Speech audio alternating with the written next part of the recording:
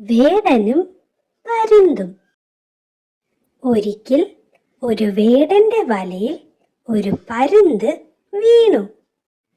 അത് കണ്ട വേടൻ അതിനെ പുറത്തെടുത്തു. എന്നിട്ട് ഒരു മതിലിനരികിലുള്ള കല്ലിൽ ചെന്നിരുന്നു. നല്ല സുന്ദരൻ പരുന്ത്, ഇതിനെ കൊല്ലാൻ തോന്നുന്നില്ല. വേടൻ പരുന്തിനെ പറത്തിവിട്ടു. പരുന്ത് അടുത്തുള്ള മരത്തിൽ ചെന്നിരുന്നു. പെട്ടെന്ന് വേടൻ ഇരിക്കുന്നതിന് പിന്നിലുള്ള മതിൽ ഇടിയാൻ തുടങ്ങുന്നത് പരുന്ത് കണ്ടു.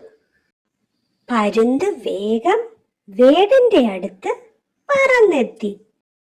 എന്നിട്ട് അയാളുടെ തലപ്പാവ് കൊത്തിയെടുത്ത് പറന്നു. വേടൻ ചാടി എഴുന്നേറ്റ് പരുന്തിന്റെ പിന്നാലെ പാഞ്ഞു.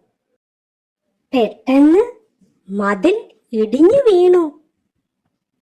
തിരിഞ്ഞു നോക്കിയ വേടൻ ഞെട്ടിപ്പോയി. ഹോ, ഈ പരുന്ത് തലപ്പാവ് കൊത്തി പറന്നില്ലായിരുന്നെങ്കിൽ ഞാൻ മതിലിനടിയിൽ പെട്ടേനെ. വേടന് മനസ്സിലായി.